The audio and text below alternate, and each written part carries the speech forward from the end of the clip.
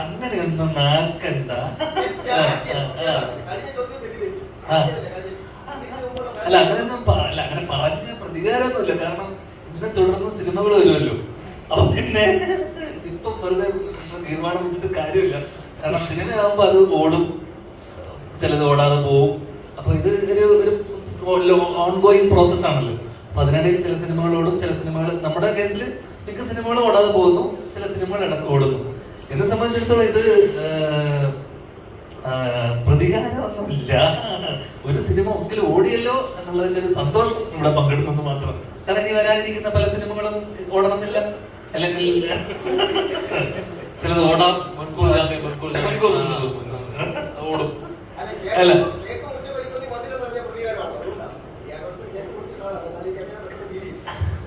ചുമ്മാ അല്ല അങ്ങനെയല്ല, ഇതൊക്കെ വല്ലപ്പോഴും കിട്ടുന്ന അനുഭവങ്ങളാണല്ലോ. കേക്ക് മുറിക്കുക, സക്സസ് സെലിബ്രേഷൻ, സക്സസ് പ്രസ് മീറ്റുകൾ. ഇപ്പൊ അടുത്ത് പ്രിൻസിന്റെ സക്സസിന് വരാൻ പറ്റി, എന്നെ തുടർന്ന് വീണ്ടും ഒരു കുഞ്ഞ് സക്സസ്. അപ്പൊ എന്തായാലും സന്തോഷം, അത്രേ ഉള്ളൂ. ചേട്ടാ, ഈ യൂണിവേഴ്സിന്റെ തുടക്കം എന്ന് പറഞ്ഞാൽ മിന്നൽ മുരളിയാണ്. അപ്പോ ഇതിന്റെ കപ്പിത്താനായ ബേസിൽ ജോസഫ് പടം കണ്ടിട്ടുണ്ടായിരുന്നു തുടക്കം? കണ്ടിട്ടുണ്ടോ ചേച്ചി? അറിയില്ല. അല്ല, ബേസിൽ കണ്ടിട്ടില്ല, തോന്നിട്ടില്ല. ഇല്ല. പിന്നെ അതേപോലെ തന്നെ അതിന്റെ കില്ലറിന്റെ രൂപം ഭയങ്കര ഫേമസ് ആണ്. ഒന്ന് പലരും പറയുന്നത് റോഷാക്കിന്റെ രൂപം വരുന്നുണ്ട്, അതുപോലെ ഷിബ. അപ്പൊ ഈ കില്ലറിന് ഈ രൂപം കൊടുക്കാനുള്ള കാരണം എന്താണ്? അത് എന്നോടല്ല, നിങ്ങൾ പറയും. നമ്മുടെ കില്ലറിന് വേണം തോന്നി. അപ്പോൾ അതിന് പണ്ട് 90s സെറ്റിംഗ് ആയതുകൊണ്ട് തന്നെ ഷാക്ക് എന്ന് പറഞ്ഞൊരു കോമൺ സംഭവം കില്ലറിന് കൊടുക്കാന്നേ ഉള്ളൂ. അല്ലാതെ അത് ഷിബുമായിട്ട് അല്ലെങ്കിൽ റോഷാക്ക് അല്ലെങ്കിൽ കണക്ഷൻ ഒന്നുമില്ല. ജസ്റ്റ് ഒരു ഗ്രാമത്തിൽ നമുക്ക് ബേസിക്കായിട്ട് കിട്ടാവുന്ന ഒരു സാധനമാണ് ഈ ഷാക്കിന്റെ ഒരു കഷ്ണം. സോ അത് കില്ലറിന് കൊടുക്കുന്നേ ഉള്ളൂ. ഞാൻ തന്നെയാണോ ഫസ്റ്റ് ആയിട്ട് ഉജ്ജ്വലനായിട്ട് കാസ്റ്റ് ചെയ്തിട്ടുണ്ടായിരുന്നത്? നമുക്ക് ആദ്യം ഇതിന്റെ സ്ക്രിപ്റ്റ് കുറച്ച് ഡിഫറെന്റ് ആയിരുന്നു. സോ ആദ്യം കൊണ്ട് സീനിയർ ആക്ടറിനെയൊക്കെ ആയിരുന്നു അപ്രോച്ച് ചെയ്തിരുന്നത്. പക്ഷേ ഫൈനലി സ്ക്രിപ്റ്റ് കുറെ ചേഞ്ച് വരുത്തിയപ്പോൾ ധ്യാൻ ചേട്ടൻ ടീമായിട്ട് തോന്നി, ധ്യാൻ ചേട്ടൻ അപ്രോച്ച് ചെയ്ത് പുള്ളി ഓക്കെ പറഞ്ഞു. ധ്യാൻ ചേട്ടൻ എങ്ങനെയുണ്ട് സിജു ചേട്ടനായിട്ട് കിടപിടിച്ചപ്പോൾ ഉള്ള ഒരു എക്സ്പീരിയൻസ്? സിജു ചേട്ടനായിട്ട് കിടപിടിച്ചപ്പോൾ ഒരു എക്സ്പീരിയൻസ്? അത്തരം ഇതൊന്നും ഉണ്ടായിട്ടില്ല. കാരണം അവസാനത്തെ ഇതിൽ പറഞ്ഞു വരുമ്പോൾ ഇതിൽ ശരിക്കുള്ള നായകൻ സിജു ചേട്ടനാണ്. ഈ പേര് മാത്രമേ ഉജ്ജ്വലനുള്ളൂ. കാരണം വെച്ച് കഴിഞ്ഞാൽ സാധാരണ ഈ കഥയുടെ നമ്മള് ട്രെയിലറിലൊക്കെ കണ്ടിട്ടുണ്ടാവും നിങ്ങൾ, ഈ ഇതിലെ കില്ലർ അല്ലെങ്കിൽ പറയുന്ന ചാക്ക് ധരിച്ചിട്ടുള്ള ആളെ അടിക്കുന്നതും ഒക്കെ സിജു ചേട്ടനാണ്. അടിക്കുന്നതും പിടിക്കുന്നതൊക്കെ സിജു ചേട്ടനാണ്. നമുക്കത് ട്രെയിലറിൽ കണ്ടാൽ മനസ്സിലാവും. സാധാരണ നായകനാണല്ലോ ശക്തി മാത്രമേ ഉള്ളൂ, ബുദ്ധി വേണ്ടിയിരുന്നു. അല്ലല്ല, ശാരീരികമായിട്ട് എനിക്ക് നേരിടാനുള്ള ഇതില്ല, കായികമായിട്ട് ഒരാളെ നേരിടാനുള്ള ഇതില്ല. അതിന് വേണ്ടിയിട്ട് സിജുചേട്ടൻ. അപ്പം സ്വാഭാവികമായിട്ടും നായകനാണ് വില്ലനെ പിടിക്കുന്നതും, അതേ നായകൻ തന്നെയാണ് വില്ലനെ അടിച്ച് ഒതുക്കിക്കൊണ്ടുവരുന്നത്. അങ്ങനെ പറഞ്ഞു വരുമ്പോൾ സിജുചേട്ടനാണ് ഇവിടുത്തെ നായകൻ. സിജുചേട്ടന് എങ്ങനെയുണ്ട് എക്സ്പീരിയൻസ്? ഇന്റർവ്യൂ എക്സ്പീരിയൻസും അതേപോലെ തന്നെ സിനിമയിലുള്ള എക്സ്പീരിയൻസ്? ധ്യാനിന്റെ കൂടെ ഒരു ഇന്റർവ്യൂവിൽ രണ്ട് എക്സ്പീരിയൻസ് ആണ്. സിനിമയിലെ കഥാപാത്രമല്ല. ഇപ്പോൾ ധ്യാനാണെങ്കിൽ ഇന്റർവ്യൂവിൽ ഇപ്പോൾ ഒരുപാട് പേര് പറയുന്നുണ്ട്, ഇന്റർവ്യൂവിലെ തമാശകൾ സിനിമയിൽ കിട്ടുന്നില്ല എന്നൊക്കെ പറയുന്നുണ്ട്. പക്ഷെ ഇന്റർവ്യൂ ഡിഫറെന്റ്, സിനിമയിലെ കഥാപാത്രം ഇസ് ഡിഫറെന്റ്. അപ്പോൾ ഇത് ഇതിനിടയിൽ കുറെ പേര് ഇത് ഭയങ്കര കോമഡി പടമാണെന്ന് വിചാരിച്ചു പോയ കുറെ ആൾക്കാരുണ്ട്.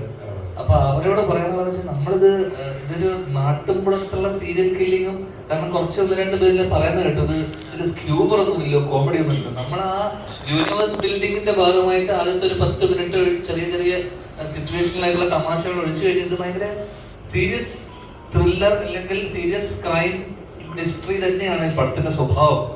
അതിൽ കുറച്ച് കാരിക്കേച്ചറിഷ് ആയിട്ടുള്ള ക്യാരക്ടേഴ്സ് വരുന്നുണ്ടെന്നേ ഉള്ളൂ. അപ്പം ഭയങ്കരമായിട്ടുള്ള കോമഡിയും ഇതൊന്നും പ്രതീക്ഷിച്ച് പോയവർക്ക് ചിലപ്പോൾ നിരാശയായിരിക്കും. കാരണം ഇതൊരു കോമഡി പടമല്ല. ഒരു പോയതിനു ശേഷം സെക്കൻഡ് ഹാഫൊക്കെ അത്യാവശ്യം ത്രില്ലർ സ്വഭാവമുള്ള അല്ലെങ്കിൽ ഇൻവെസ്റ്റിഗേറ്റീവ് സ്വഭാവമുള്ള സിനിമയാണ്. അതൊന്നും എടുത്ത് പറയണം എന്ന് തോന്നി. അത്ര ചലഞ്ചിങ് ആയിരുന്നു. അല്ല, എന്നെ വെച്ച് ചെയ്യുന്നവർക്ക് ആൾക്കാർക്കാണല്ലോ ചലഞ്ചിങ്. അപ്പൊ അവരോട് ചോദിക്കണം, എനിക്ക് എല്ലാ റോളും ഒരുപോലെ ഇല്ലേ? ധ്യാന് പേഴ്സണലി തോന്നാറില്ല എന്റെ പടം ഹിറ്റ് ആവണം. അല്ല ധ്യാൻ ചേട്ടൻ തന്നെ പറഞ്ഞു, ധ്യാൻ ചേട്ടന് പേഴ്സണലി തോന്നാറില്ല എന്റെ ഒരു പടം ഹിറ്റ് അടിക്കണം, അല്ലെങ്കിൽ എന്റെ ഒരു പടം പേഴ്സണലി ഹിറ്റ് അടിക്കണം എന്നല്ലാണ് ഇപ്പൊ പറയുന്നതും വീക്കെൻഡ് സംവിധായകർക്ക് വേണ്ടി വിജയിക്കണം എന്നാണ് പറയുന്നത്. ധ്യാൻ ചേട്ടന് പേഴ്സണലി ആഗ്രഹിക്കുന്നില്ലേ എന്റെ ഒരു പടം ഹിറ്റ് അടിക്കണം, എന്നെ കാണാൻ വേണ്ടി തിയേറ്ററിലേക്ക് ആള് വരുന്ന ഒരു ദിവസം വരണം, ധ്യാൻ ശ്രീനിവാസൻ പടം എന്ന പേരിൽ കാണാൻ അങ്ങനെ ഒരു ദിവസം ആഗ്രഹിക്കുന്നില്ലേ? അങ്ങനെ ഒരു ആഗ്രഹമൊന്നും അല്ലല്ല, ചോദിച്ചാൽ കറക്റ്റല്ലേ. അല്ല, എനിക്ക് അങ്ങനെ സത്യമായിട്ടും കാരണം ഇങ്ങനൊരു സിനിമ ഒരു കഥ വരുമ്പോൾ അവര് വളരെ പാഷനേറ്റ് ആയിട്ട് അവര് മുസ്ലിം ഗുഡ്സ് എന്നൊക്കെ പറഞ്ഞ് ഇൻസ്റ്റിറ്റ്യൂട്ടിൽ നിന്നൊക്കെ പാസ് ഔട്ടായി അവർ ആദ്യമായിട്ട് നമ്മുടെ അടുത്തൊരു കഥയായിട്ട് വരുന്ന സമയത്ത് നമ്മൾ കാണുന്നത് അവരുടെ ഒരു പാഷനും അല്ലെങ്കിൽ അവരവിടെ നിൽക്കുക എന്നുള്ളതാണ് ആസ് ആക്ടർ. ഞാൻ പൊതുവേ ചെയ്യുന്നത് ഈ പറഞ്ഞ പോലെ ഡയറക്ടേഴ്സിനോട് നിൽക്കുക, അവരുടെ ഒരു കൺവിക്ഷനോട് നിൽക്കുക. അപ്പൊ അവരുടെ എന്റെ സന്തോഷത്തിനപ്പുറം ഐ എം ഹാപ്പി ഫോർ ഈ രണ്ട് ഡയറക്ടേഴ്സ് അല്ലെങ്കിൽ പുതിയ നിയോജിച്ച അവർ പുതിയ ഡയറക്ടേഴ്സാണ്. അപ്പൊ നമ്മൾ കുറച്ച് വർഷമായിട്ട് ഇവിടെ സക്സസും പലപ്പോഴുള്ള സക്സസ് ആണെങ്കിൽ പോലും അതൊക്കെ നമ്മൾ കണ്ടുവരുന്നുണ്ടല്ലോ. അപ്പോൾ ആണ് പേഴ്സണലോട്ട് എനിക്ക് ഭയങ്കരമായിട്ട് ഈ വലിയൊരു സക്സസ് ഒന്നും ഞാൻ ആഗ്രഹിക്കുന്നില്ല, പ്രത്യേകിച്ച് അഭിനയത്തിന്റെ കാര്യത്തിൽ. ഞാൻ മേ ബി സംവിധാനമൊക്കെ ചെയ്യുന്ന സിനിമയൊക്കെ വരുന്ന സമയത്ത് അതിലാണ് എനിക്ക് ലവ് ആക്ഷനൊക്കെ ചെയ്ത സമയത്തൊക്കെ ആയിരുന്നു എനിക്ക് ഫസ്റ്റ് ദിവസം പടം ഇറങ്ങുന്നതിന് മുന്നേ ടെൻഷനൊക്കെ ഉണ്ടായിരുന്നത്. സ്വാഭാവികമായിട്ട് അഭിനയിക്കുന്ന സിനിമ വരുമ്പോൾ എനിക്ക് അങ്ങനത്തെ ടെൻഷനും കാര്യങ്ങളൊന്നും ഉണ്ടാവാറില്ല. അപ്പൊ ഇതൊക്കെ ഇതിന്റെ ഭാഗമല്ലേ ഈ സക്സസും. ഈ പറയുന്ന പോലെ 2 ആഴ്ചക്കപ്പുറം ഈ സക്സസ് ഒന്നുമില്ല. അപ്പം പടം ഓടുക, അത്യധികമായിട്ട് സിനിമ ഓടുക എന്നുള്ളതാണ് എല്ലാവരുടെയും ആവശ്യം. ഓടിയാൽ സന്തോഷം, ഓടിയില്ലെങ്കിൽ അടുത്തതിൽ നോക്കാം എന്നുള്ളത് മാത്രമേ ഉള്ളൂ. വേറൊന്നുമില്ല. ധ്യാൻ ചേട്ടന്റെ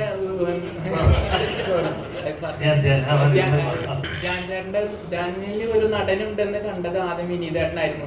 അത് പ്രൂവ് ചെയ്തത് ഇപ്പൊ വർഷങ്ങൾക്ക് ശേഷം കണ്ടതാണ്. ഇപ്പൊ തുടരെ എല്ലാ പടത്തിലും ധ്യാന്റെ പടം ധ്യാൻ അഭിനയിച്ചുകൊണ്ട് ഒരു പടം മോശമാവുന്നില്ല. പക്ഷെ ധ്യാന് ഇത്രയും പടങ്ങൾ ചെയ്തിട്ടുണ്ട്. ധ്യാൻ ചേട്ടന് ഒരു പേഴ്സണലി ഒരു പടം എന്താണ് പേഴ്സണലി ഒരു പടം എത്ര പടം ആക്ടിങ് ചെയ്തിട്ട് ഒരു ആക്ടിങ്ങിനോട് ഒരു പാഷൻ തോന്നാത്തതിന്റെ കാരണം എന്താണ്? അല്ല, എനിക്ക് പണ്ട് മുതലേ ഞാൻ ആദ്യ സിനിമ തൊട്ടേ എനിക്ക് ആ പാഷൻ ഇല്ല. അപ്പൊ പിന്നെ അത് പെട്ടെന്ന് അങ്ങനെ ഒരു പാഷൻ വരാനുള്ളൊരു സാധ്യത എനിക്ക് ആദ്യ സിനിമ തൊട്ടിട്ട് തന്നെ ഞാൻ സിനിമയിൽ അസിസ്റ്റന്റ് ഡയറക്ടറായിട്ടാണ് ഞാൻ തുടങ്ങിയതും. അപ്പൊ എനിക്ക് ഡയറക്ടർ ആവണം എന്നുള്ളത് തന്നെയായിരുന്നു ആഗ്രഹവും അതൊക്കെ. പിന്നെ തിര ചെയ്തു. തിര കഴിഞ്ഞതിന് ശേഷം ഒരു വർഷത്തെ ഗ്യാപ്പിന് ശേഷമാണ് കുഞ്ഞിരാമായണം ബേസിലിന്റെ സിനിമ ആയതുകൊണ്ട് ചെയ്തു. കപ്പ്യാര് അജു നീരജ് ഉള്ളത് കൊണ്ട് ചെയ്തു. ഒരേ മുഖം സൗഹൃദത്തിന്റെ പുറത്ത് ചെയ്തു. പിന്നെ ഗൂഢാലോചന അതേപോലെ അജുവും ബാസിയൊക്കെ ഉള്ളതുകൊണ്ട് ചെയ്തു. അങ്ങനെ ഈ സിനിമകളൊക്കെ ഉണ്ടായത് ഒരു ഫ്രണ്ട്ഷിപ്പിലൂടെ ഫ്രണ്ട്സിന്റെ കൂടെ പടം ചെയ്യാലോ എന്നുള്ളൊരു ആഗ്രഹത്തിന്റെ പുറത്തൊക്കെയാണ്. അപ്പോഴേക്ക് ഡയറക്റ്റ് ചെയ്യാൻ വേണ്ടി ലവ് ആക്ഷന് പോയി. പിന്നീട് കൊറോണ കഴിഞ്ഞതിന് ശേഷമാണ് ഞാൻ സിനിമ ചെയ്യുന്നത്. അതിന്റെ കാരണമൊക്കെ ഞാൻ കഴിഞ്ഞ ദിവസം ഒരു ഇന്റർവ്യൂവിൽ പറഞ്ഞിട്ടുണ്ട്, എന്തുകൊണ്ട് ഒരുപാട് സിനിമകൾ ചെയ്തു എന്നുള്ളതിന്റെ. അപ്പൊ എനിക്ക് പണ്ട് മുതലേ ഞാൻ എല്ലാ ഇന്റർവ്യൂവിലും പറയുന്ന കാര്യമാണ്, എനിക്കിപ്പോ വരുന്നതേ നമുക്ക് ചെയ്യാൻ പറ്റൂ, നമുക്ക് കിട്ടുന്നതേ നമുക്ക് ചെയ്യാൻ പറ്റും. നമ്മുടെ അടുത്ത് നല്ലത് വരുമ്പോ, നല്ല കഥകൾ വരുമ്പോ അത് നമ്മൾ ചെയ്യാന്നുള്ളത് മാത്രമേ ഉള്ളൂ. അപ്പൊ നല്ലത് ഇപ്പൊ ഇതുപോലൊരു വർഷങ്ങൾക്ക് ശേഷം വന്നു, ഉജ്ജ്വലൻ വന്നു, നാളെ ഒരു നല്ലതൊരെണ്ണം ആരെങ്കിലും എഴുതി. ഇപ്പൊ നമുക്ക് ഏറ്റവും കൂടുതൽ വേണ്ട നല്ല റൈറ്റേഴ്സിനെയും നല്ല കഥകളുമാണ് ഇവിടെ മിസ്സിംഗ്. അപ്പം അത് നമ്മളിലോട്ട് എത്തുക എന്ന് പറയുന്നത്, കാരണം അത് പല പല സ്റ്റേജസിലൂടെ കടന്നു പോയിട്ടായിരിക്കും. ആദ്യം ചിലപ്പോൾ എനിക്ക് വരുന്ന കഥകൾ ഞാൻ സ്ഥലത്ത് പറഞ്ഞു, എനിക്ക് വരുന്ന കഥകളൊക്കെ ദുൽഖറിന് വേണ്ടി ആലോചിച്ച കഥകളൊക്കെയാണ് എനിക്ക് വേണ്ടി എത്തുന്നത്. ആദ്യം അവർ ആലോചിക്കുക ദുൽഖറിന് ചെയ്യാൻ വേണ്ടിയായിരിക്കും. പിന്നെ അത് താഴത്തെത്തി ആരും ചെയ്യാതെ വരുമ്പോൾ നമ്മളിലേക്ക് എത്തും. നമുക്ക് പ്രത്യേകിച്ച് പ്ലാനൊന്നും ഇല്ലാത്തതുകൊണ്ട് നമ്മളത് ചെയ്യും. അപ്പോൾ അതിൽ പലരും നമുക്ക് പരിചയമുള്ള ആൾക്കാരായിരിക്കും, സുഹൃത്തുക്കളായിരിക്കും, നമ്മളോട് വർക്ക് ചെയ്തിട്ടുള്ള അസോസിയേറ്റുകളായിരിക്കും. അപ്പൊ അവരുടെ ഒരു ആദ്യ സിനിമ നടക്കട്ടെ എന്നുള്ള രീതിയിൽ അവർക്കത് വിജയിച്ചാലേ അവർക്ക് മുന്നോട്ടൊരു കരിയർ ഉള്ളൂ. അപ്പൊ ഞാൻ സ്വാഭാവികം ചെയ്യണം എന്ന് പറഞ്ഞ് നമ്മളങ്ങനെ ചെയ്യും. പക്ഷെ ഈ സിനിമയിൽ അങ്ങനെ ആയിരുന്നില്ല. സ്വാഭാവികമായിട്ട് ഇത് വീക്കെൻഡ് അല്ലെങ്കിൽ ചേച്ചി സോഫിയ ചേച്ചിന്റെ ഒരു ബാനറിലൊരു സിനിമ വരുമ്പോൾ അവർ സ്വാഭാവികമായിട്ട് അവരത് കേട്ട് ഇങ്ങനെ ഒരു സിനിമ, കാരണം ആദ്യമായിട്ടൊരു യൂണിവേഴ്സിറ്റിയിലൊരു സിനിമ വരുന്നു. അപ്പൊ അത് കേട്ട് അവർക്ക് അത്രയും കോൺഫിഡൻസ് ഉള്ളത് കൊണ്ടാണ് ചേച്ചി ഇത് പ്രൊഡ്യൂസ് ചെയ്യാൻ തീരുമാനിച്ചത്. അപ്പൊ അതിനുശേഷം ഇന്ദ്രനീലും ഇതും രാഹുൽ എൻ്റെ അടുത്ത് പറഞ്ഞ, ചേട്ടൻ സാധാരണ അപ്രോച്ച് ചെയ്യുന്ന പോലെ അപ്രോച്ച് ചെയ്തത്, ഇതിന്റെ കഥ കേട്ടേ പറ്റൂ എന്ന് പറഞ്ഞ് എന്നെ കുത്തിയിരുത്തിച്ച് രണ്ടുപേരും കഥ കേൾപ്പിച്ചു. അപ്പൊ അങ്ങനെ നമ്മൾ നിർബന്ധം പിടിച്ച് നമ്മുടെ അടുത്ത് വരുന്ന ആൾക്കാർ വളരെ കുറവാണ്. അല്ലെങ്കിൽ നമ്മൾ പലപ്പോഴും ലാസ്റ്റ് മിനിറ്റ് പോയിട്ട് പല സിനിമകളിലും ഏറ്റവും അവസാന നിമിഷമൊക്കെയാണ് നമ്മൾ പോയി ജോയിൻ ചെയ്യുന്നത്. പക്ഷെ ഇവര് ഞാൻ നിരന്തരമായി ഫോണിലൂടെയും സിനിമ തുടങ്ങുന്നതിന് മുന്നേ ഒക്കെ ആയിട്ട്, അപ്പോൾ ഇവർ അത്രമാത്രം എന്നെ ഇൻവോൾവ് ചെയ്യിപ്പിച്ചു. അപ്പൊ അതുകൊണ്ട് തന്നെ അതിന്റെ റിസൾട്ട് എന്നോട് ഇന്ന് കഴിഞ്ഞ ദിവസം കണ്ട ആൾക്കാരൊക്കെ എടുത്തു പറഞ്ഞൊരു കാര്യം, ഞാൻ നന്നായി അഭിനയിച്ചു എന്ന് എന്നോട് കുറെ പേര് എന്നോട് വിളിച്ചു പറഞ്ഞു, നന്നായി ചെയ്തു, അല്ല നല്ല രസമുണ്ട് കാണാൻ സിനിമയിൽ. അതിന്റെ എല്ലാ ക്രെഡിറ്റും എന്റെ സംവിധായകർക്കുള്ളതാണ്. കാരണം അവരെന്നെ അത്രമാത്രം ട്രസ്റ്റ് ചെയ്തതിനപ്പുറം എന്നെ അതിന് മാത്രം ഇൻവോൾവ് ചെയ്യിപ്പിച്ചത് കൊണ്ടാണ് നമുക്ക് ഇൻവോൾവ്മെന്റ്, അല്ലെങ്കിൽ അവരുടെ ഒരു പാഷൻ അല്ലെങ്കിൽ കമ്മിറ്റ്മെന്റിന്റെ പുറത്താണ് നമുക്കിനി കൂടുതൽ ചെയ്യണം, ഇത് നന്നാക്കണം എന്നുള്ള ഒരു സാധനം. ഇത് പലപ്പോഴും നമ്മൾ പല സംവിധായകരുടെ കേസിലും കാണാത്തത് കൊണ്ട് ചില സിനിമകൾ, പിന്നെ ആദ്യമായിട്ട് കഥ നന്നാവണം, സിനിമ നന്നാവണം, ഓവറോൾ നന്നാവണം. ഇത് എല്ലാ ക്രെഡിറ്റും നമ്മുടെ അഭിനയം അല്ലെങ്കിൽ നമ്മുടെ എല്ലാവരുടെയും ഇതിന് എന്താ പറയുക നന്നായിട്ടുണ്ട് എന്ന് പറയുമ്പോൾ അതിന്റെ കാരണം ക്രെഡിറ്റ് മൊത്തം നമ്മുടെ സംവിധായകർക്ക് തന്നെയാണ്. സോഫിയ മാം, ഇപ്പോൾ ഈ നിലവിൽ ഈ യൂണിവേഴ്സ് കംപ്ലീറ്റ് ആവണമെങ്കിൽ എത്ര ഫിലിം ചെയ്യാനുണ്ട് നിലവിൽ പ്ലാൻ? നെക്സ്റ്റ് ജാമ്പിയാണല്ലോ, നിങ്ങളതിൻ്റെ ഒരു പോസ്റ്റ് ക്രെഡിറ്റ്സ് കണ്ടു കാണുമല്ലോ ജാമ്പിയുടേത്. ഇത് കണ്ടപ്പോൾ കണ്ടിരുന്നോ? അതാണ് നെക്സ്റ്റ്. അത് കഴിഞ്ഞിട്ടൊരു 2 മൂവികളുണ്ട്. ടോട്ടൽ എത്ര ഫിലിം കാണും? ടോട്ടൽ 5 ആവും. അപ്പൊ ഈ ധ്യാനിലേക്ക് തന്നെ വരാനുള്ള കാരണം, നേരത്തെ ഞാൻ ചേട്ടൻ ചോദിച്ചത് ധ്യാനെ വെച്ച് കഴിയുമ്പോൾ ചലഞ്ചിങ് അല്ലേ ആയിരുന്നോ? ഇല്ല, ഞങ്ങൾ അങ്ങനെ വീക്കെൻഡ് ഇന്ന നടനെ വെച്ച് ചലഞ്ച് അങ്ങനെ ചിന്തിക്കില്ല. നമ്മളൊരു കഥ ഇഷ്ടപ്പെട്ട് മുമ്പോട്ട് പോകുമ്പോൾ നമുക്ക് ഇന്ന ആക്ടർ ഇതിന് സൂട്ടാകും എന്ന് പറഞ്ഞാൽ നമ്മൾ അപ്രോച്ച് ചെയ്യുന്നത് അങ്ങനെയാണ്. അല്ല നമ്മൾ അതിൻ്റെ അകത്ത് വേറെ ചിന്തിക്കാറില്ല. റോണി ചേട്ടാ, എന്താണ് ധ്യാൻ ചേട്ടൻ കൂടെയുള്ള എക്സ്പീരിയൻസ്? അത് മാത്രമല്ല, വീക്കെൻഡ് നടനപ്പുറം ഏറ്റവും കൂടുതൽ പുതുമുഖ സംവിധായകർക്ക് അവസരം കൊടുത്ത ബാനറും കൂടിയാണ്. മനസ്സിലായി? അപ്പം RDX ആയിക്കോട്ടെ, കൊണ്ടലായിക്കോട്ടെ, ഇതോടൊപ്പം തന്നെ നമുക്ക് പുതിയ സംവിധായകരെ കൂടെ കിട്ടുകയാണ് മലയാള ഇൻഡസ്ട്രിക്ക്. അപ്പം ആ രീതിയിൽ ചേച്ചിനെ സംബന്ധിച്ചിടത്തോളം നമുക്കറിയില്ല, പ്രൂവ് ചെയ്ത ആൾക്കാരല്ല പലപ്പോഴും, ഫസ്റ്റ് അറ്റംപ്റ്റ് ആണ് പലരുടെയും. അപ്പം അതുകൊണ്ട് ചേച്ചി അത്രമാത്രം ഇവര് ഒരു എന്താ പറയുക, ആ ഒരു സബ്ജക്റ്റിൽ ഒരു കോൺഫിഡൻസിന്റെ പുറത്താണ് എനിക്ക് തോന്നിയിട്ടുള്ളത്. അവര് ആ ബ്ലൈൻഡ് ആയിട്ട് ഒരു ക്യാമ്പിൽ എടുക്കുന്നത്. അപ്പം അത് വലിയ ധൈര്യം തന്നെയാണ് തീർച്ചയായിട്ടും. പിന്നെ എല്ലാവരും ചോദിക്കുന്ന ചോദ്യം പറഞ്ഞാൽ മിന്നൽ മുരളിയും ധ്യാനും ഡിക്റ്റേറ്റീവ് ഉജ്ജലുമായിട്ടുള്ള ഒരു കോമ്പിനേഷൻ ഫിലിം ഉണ്ട്. അതായത് മിന്നൽ മുരളി 2 അല്ലെങ്കിൽ ഡിക്റ്റേറ്റീവ് ഉജ്ജലിന്റെ 2ാം ഭാഗം വരുമ്പോൾ രണ്ടാമതൊന്നും ഒന്നിക്കോ എന്നുള്ളൊരു ചോദ്യം വരുന്നുണ്ട്. നമ്മളിപ്പം വീക്കെൻഡ് സിനിമാറ്റിക് യൂണിവേഴ്സ് എന്ന് പറഞ്ഞിട്ട് നമ്മളത് ക്രിയേറ്റ് ചെയ്തു. അതിൽ ഫസ്റ്റ് സിനിമയാണ് മിന്നൽ മുരളി. സെക്കൻഡ് നമ്മളിപ്പം ഡിറ്റക്റ്റീവ് ഉജ്ജലം ചെയ്തു. അപ്പോൾ ഇനി അടുത്ത 3 മൂവീസിലോട്ട് പല ക്യാരക്ടേഴ്സ് വരുന്നുണ്ട്. ഇനി അത് കഴിഞ്ഞിട്ടൊരു മൂവിയിൽ ചിലപ്പോൾ ഇതിനകത്തുള്ള പല ക്യാരക്ടേഴ്സും ഒരുമിച്ച് വരുമായിരിക്കും. അത് നമ്മളത് ഫ്യൂച്ചറിലുള്ള കാര്യങ്ങളാണ്. നമ്മളങ്ങനെയാണ് അതിൻ്റെ ഡിസ്കഷൻ. നിലവിൽ പ്ലാനിലുണ്ട് ഉണ്ട്. എക്സ്പീരിയൻസ് വിത്ത് അങ്ങനെ പറയല്ലേ, പുള്ളി പേഴ്സണലായിട്ട് കുറെ നല്ല ചോദ്യങ്ങൾ ചോദിക്കുമ്പോൾ അതിനകത്ത് തമാശ കലർന്ന അല്ലെങ്കിൽ തമാശയുള്ള ഉത്തരങ്ങൾ പറയുന്നത് അതല്ല. പുള്ളി നടന്നുള്ള രീതിയിൽ മികച്ച നടൻ തന്നെയാണ്. പിന്നെ പറഞ്ഞാൽ തന്നെ എനിക്ക് തോന്നിയിട്ടുള്ളത് മലയാള സിനിമയ്ക്ക് നഷ്ടമാകുന്നത് പുള്ളി നല്ലൊരു എഴുത്തുകാരനാണ്. പക്ഷെ എന്തായാലും മടി പിടിച്ച് എഴുതുന്നില്ല. പുള്ളിൻ്റെ അടുത്ത് എനിക്ക് ഒന്ന് 2-2.5 വർഷം മുമ്പ് പറഞ്ഞുള്ള സബ്ജക്ട്സിന്റെ ഇതിവൃത്തം ഞാൻ പറയുന്നില്ല. പക്ഷെ അതുപോലെ നല്ല 1-2 സബ്ജക്റ്റ് പുള്ളിൻ്റെ അടുത്ത് പറഞ്ഞിട്ടുണ്ട്. അതൊക്കെ എനിക്ക് ഒന്ന് വരും വർഷങ്ങളിൽ പുള്ളി സംവിധാനം ചെയ്യുകയോ മറ്റാർക്കെങ്കിലും കൊടുക്കുകയോ ചെയ്യുന്നത് ഞാൻ മിനിമം പറഞ്ഞു. അപ്പൊ ആ ഒരു ക്രാഫ്റ്റൊക്കെയാണ് എനിക്ക് കൂടുതൽ പുള്ളിക്ക് തോന്നിയിട്ടുള്ളത്. പിന്നെ ഈ പറഞ്ഞാൽ നമ്മൾ പല ആക്ടേഴ്സിനൊപ്പം വർക്ക് ചെയ്യും, അമിതമായിട്ട് ടേക്സ് എടുക്കാതെ പെട്ടെന്ന് കാര്യങ്ങൾ ഗ്രഹിക്കാൻ. അല്ലെന്നുണ്ടെങ്കിൽ പിന്നെ പറഞ്ഞ പോലെ തന്നെ ഒരു ലെജൻഡറി ഒരാളുടെ മകനാണല്ലോ. അപ്പൊ ആ ഒരു ക്വാളിറ്റി പുള്ളിക്കുണ്ട് ഞാൻ വിശ്വസിക്കുന്നു. കൂടുതൽ ടെക്നീഷ്യനായിട്ട് പുള്ളി ശോഭിക്കണം. അല്ലാതെ ഇത് മറ്റേ ചോദ്യം തന്നെ ഒരു സുഖമില്ലാത്ത ചോദ്യം. ഇന്റർവ്യൂവിൽ ഒരു മനുഷ്യൻ എന്റെ അനിമലോ ഫണ്ണ് രീതിയിൽ ചോദിച്ചതാണ്. നല്ലത് മനസ്സിലായി, മനസ്സിലായി. അപ്പോഴും എക്സ്പീരിയൻസ് കണ്ണൂർ സ്കോഡിൽ എനിക്കൊരു റോൾ ഉണ്ടായിരുന്നോ? എനിക്ക് കണ്ണൂർ സ്കോഡിൽ ആ റോളാണ് പുള്ളി ചെയ്തത് അല്ലേ? സ്കൂൾ വേഷം ഉണ്ടായിരുന്നു. പക്ഷെ പുള്ളി തടി കുറയ്ക്കാനൊക്കെ പുള്ളിക്ക് കുറച്ച് ബുദ്ധിമുട്ടെന്നൊക്കെ പറഞ്ഞതോടെ പിന്നെ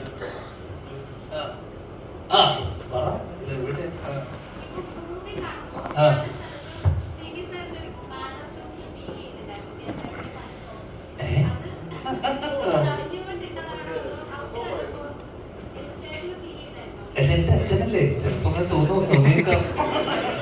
സ്വന്തം എന്നെ ആദ്യം സിനിമ കണ്ട് ഇഷ്ടപ്പെട്ടു എന്ന് പറഞ്ഞ മെസ്സേജ് അയച്ചാൽ ഒരാളാണ് കേട്ടോ അവിടെ. താങ്ക് യു തൊട്ടപ്പുറത്ത് ഐശ്വര്യം നീയും താങ്ക് യു. അതും കഴിഞ്ഞ ദിവസം പറഞ്ഞു നരിവേട്ടക്ക് രാത്രിയാ പോയത് അല്ലേ? ഫസ്റ്റ് ടൊവിനേക്കാളും ഇഷ്ടം എന്നെയാണെന്നും പറഞ്ഞു അല്ലേ? എന്താ പറഞ്ഞല്ലോ അല്ലേ? അതെ എന്താ നിനക്കറിയണ്ട അച്ഛനെ പോലെ സാമ്യം തോന്നിയോ? ആ അല്ലല്ല, അത് മനഃപൂർവ്വം അങ്ങനെ എനിക്ക് ഞാൻ കഴിഞ്ഞ എൻ്റെ ഇടയിൽ BGMI ഒരു പരസ്യം ചെയ്തിരുന്നു. സന്ദേശത്തിന്റെ മറ്റേ നമ്മുടെ പഴയ സന്ദേശത്തിന്റെ മറ്റേ സ്പൂഫ് മറ്റേ സാധനം. അപ്പൊ അന്ന് ഞാൻ അനൂപ് ഡയറക്ട് ചെയ്തത്, സത്യനങ്ങളുടെ മോൻ അനൂപ് സത്യനെ ഡയറക്ട് ചെയ്തത്. അപ്പൊ അനൂപ് എന്നോട് പറഞ്ഞു ഇങ്ങനെ സെയിം കാര്യം. സാധാരണ അച്ഛന്റെ മാനേഴ്സ് കൂടുതലും അച്ഛന്റെ ചായ ഒക്കെ കൂടുതൽ ചേട്ടനാണ് കൂടുതലുള്ളത്. അപ്പോ അനൂപ് എന്നോട് ചോദിച്ചു ഇങ്ങനെ ചേട്ടൻ ചെയ്യുന്നതായിരിക്കില്ലേ കുറച്ചുകൂടെ കറക്റ്റ് ആയിട്ട് ഇത് ചെയ്യുക എന്നുള്ള സാധനം. പക്ഷെ അത് ചെയ്തു വന്നപ്പോ കണ്ടപ്പോ എന്നോട് സത്യനങ്ങളും അല്ലെങ്കിൽ കുറെ പേര് പറഞ്ഞു കുറച്ചുകൂടെ ആയിരുന്നു അതിന്റെ കുറച്ചുകൂടെ അച്ഛന്റെ കുറെ ശൈലിയൊക്കെ അതിനകത്ത് ഉണ്ടെന്ന്. അപ്പൊ എനിക്ക് ചില കാര്യത്തിനകത്ത് ഒക്കെ തോന്നി. ട്രെയിലറിലൊക്കെ ഉള്ള ആ ആടിപ്പ് എവിടെ ഉണ്ട് എന്നൊക്കെ ചോദിക്കുന്ന ചോദ്യം, അങ്ങനെ ചില സാധനം ഡയലോഗ് പറയുന്നതിനകത്തൊക്കെ എനിക്ക് കണ്ടപ്പോ ഒന്ന് രണ്ട് പേര് എന്നോട് പറയുകയും ചെയ്തു. അതിനപ്പുറം കഴിഞ്ഞ ദിവസം എന്നോട് അമ്മ വന്നിട്ട് ചോദിച്ചു, അച്ഛനും ഇതിന്റെ ഒരു പടം ഇറങ്ങിയിട്ടുണ്ടെന്ന് അറിഞ്ഞോന്ന് പറഞ്ഞു. അങ്ങനെ എന്താ സിനിമയുടെ പേര്? ഞാൻ പറഞ്ഞു ഡിറ്റക്റ്റീവ് ഉജ്ജ്വലൻ സിനിമയുടെ ചോദ്യ ചേച്ചിന്റെ പടമാണെന്നൊക്കെ പറഞ്ഞു. അപ്പൊ പുള്ളി പറഞ്ഞു ഞങ്ങളെ പോയി കാണാൻ പറ്റുമോ എന്ന് ചോദിച്ചു. സാധാരണ കാരണം ഇതിനു മുന്നേ അവര് പോയിട്ടുള്ള സിനിമകൾക്കെല്ലാം തന്നെ അച്ഛനും അമ്മക്കുള്ള പേടി നിങ്ങളെയാണ് പേടി. കാരണം നിങ്ങൾ എന്തെങ്കിലും അഭിപ്രായം ചോദിച്ചു കഴിഞ്ഞാൽ സ്വന്തം മോനെ പറ്റി കുറ്റം പറയാൻ പറ്റൂലല്ലോ എന്ന് പേടിച്ചിട്ട്, അല്ലെങ്കിൽ അവന്റെ സിനിമയെ പറ്റി കുറ്റം പറയില്ല, അങ്ങനെ പേടിച്ചിട്ട് എന്റെ അമ്മ അച്ഛൻ ഈടേന്റെ സിനിമ കാണാൻ പോകാറില്ല, പ്രത്യേകിച്ച് എന്റെ സിനിമ. അപ്പൊ ഞാൻ പറഞ്ഞത് ധൈര്യമായിട്ട് പോയിക്കോ, ചീത്തപ്പേരില്ല, വലിയ പ്രശ്നമില്ലാതെ പോകും. അഭിപ്രായം ചോദിച്ചാലും നല്ലതാണെന്ന് പറഞ്ഞാൽ മതി എന്ന് ഞാൻ പറഞ്ഞില്ല. നല്ലതാണോ എന്ന് ഞാൻ ചോദിച്ചപ്പോൾ നല്ലതാണ് എന്ന് പറഞ്ഞിട്ടുണ്ട്. പണ്ട് ചിലപ്പോൾ സിനിമ കാണാൻ വരും രണ്ടുപേരും. അപ്പൊ എന്തായാലും നിങ്ങളെ പേടിച്ചിട്ട് ശ്രീനിവാസനെ വീട്ടിൽ കുത്തിയിരിക്കുക, അഭിപ്രായം ചോദിച്ച് വിഷമിപ്പിക്കില്ല. ഇൻഡിപെൻഡന്റ് ആയിട്ട് സിനിമയിലേക്ക് വരണം, അല്ലെങ്കിൽ ആരും സിനിമയിലേക്ക് വരണമെന്ന് ആയിരിക്കും ഒരുപാട് ആളുകൾ തോന്നുന്നുണ്ട്. അപ്പൊ നിങ്ങൾ ഈ ഒരു പ്രൊഡ്യൂസറിനെ കണ്ടുപിടിക്കാൻ എന്തൊക്കെ സ്ട്രഗിൾസ് അനുഭവിച്ചിട്ടുണ്ട്? അതേപോലെ സോഫിയ മാമിനെ കൺവിൻസ് ചെയ്തെങ്ങനെയാണ്? ആക്ച്വലി ഒരു സ്ട്രഗിളും ഇല്ലായിരുന്നു. ഞാൻ മാമിന് ഒരു മെയിൽ അയച്ചു, നമ്മുടെ ഫ്രണ്ട് ഒരു ചെറിയൊരു ബ്രീഫ് വെച്ച് എനിക്ക് ഒരു ജോണറിനെ പറ്റി മെൻഷൻ ചെയ്തു. ഒരു 10 minutes എനിക്ക് റിപ്ലൈ കിട്ടി. ഞാൻ കഥ പറഞ്ഞു. ഞാൻ 2022 തോന്നുന്നത് സ്റ്റോറി പറയുന്നത്. അപ്പോൾ സ്റ്റോറി പറഞ്ഞ മാമിന് ഇഷ്ടമായി. സെക്കൻഡ് ഹാഫിൽ കുറേ ചേഞ്ചസ് ഒക്കെ ഉണ്ടായിരുന്നു. 1 വർഷം എടുത്ത് നമുക്ക് ഇൻഡസ്ട്രി ഡിഫൈൻ ചെയ്യാനും കാര്യങ്ങളെല്ലാം. പ്രൊഡക്ഷൻ ടീം കംപ്ലീറ്റ്ലി കോപ്പറേറ്റീവ് ആയിരുന്നു നമ്മുടെ അടുത്ത്. സോ അങ്ങനെ സ്ട്രഗിളൊന്നും ഇല്ലായിരുന്നു. അറ്റ്ലീസ്റ്റ് നമുക്ക് ഭയങ്കര ഈസി ആയിട്ട് ചെയ്യാൻ പറ്റിയ സിനിമ. അതിപ്പോൾ പ്രീ പ്രൊഡക്ഷൻ ആണെങ്കിലും ഷൂട്ട് ടൈം ആണെങ്കിലും പോസ്റ്റ് പ്രൊഡക്ഷൻ മൊത്തത്തിൽ വളരെ ഈസി ആയിട്ട് പ്രോസസ് ആയിരുന്നു. സത്യം സ്ട്രഗിളൊന്നും ഇല്ലായിരുന്നു. നിങ്ങൾ രണ്ടുപേർക്കിടയിൽ അഭിപ്രായം ഉണ്ടാവാറില്ല. അപ്പം അതൊക്കെ എങ്ങനെയാണ് സോർട്ട് ഔട്ട് ചെയ്തത്? അതെല്ലാം ഷൂട്ടിന് മുമ്പ് തന്നെ സോർട്ട് ഔട്ട് ചെയ്തിരുന്നു. നമ്മളെല്ലാം കംപ്ലീറ്റ്ലി ഓൺ സെയിം പേജ് ആയിട്ടാണ് നമ്മൾ ഷൂട്ടിലേക്ക് പോകുന്നത്. അപ്പോൾ ഓൺ സെറ്റിൽ അങ്ങനത്തെ എന്താ പറയുക ഡിഫറൻസ് ഓഫ് ഒപ്പീനിയനൊന്നും വരാറില്ലായിരുന്നു.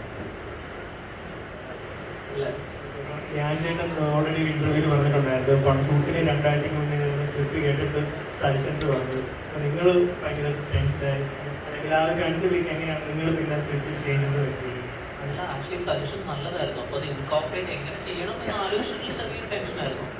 പക്ഷേ അത് 2-3 ദിവസത്തിൽ നമ്മൾ സ്ക്രിപ്റ്റ് ചേഞ്ച് ചെയ്തു. അപ്പോൾ അങ്ങനെ അത്ര വലിയൊരു പ്രോസസ്സൊന്നും അല്ലായിരുന്നു. സെക്കൻഡ് ഹാഫിൽ ഒരു ചെറിയൊരു പ്ലോട്ട് പോയിന്റ് ആയിരുന്നു അത്. അങ്ങനെ വലിയ ടെൻഷനൊന്നും ഇല്ലായിരുന്നു.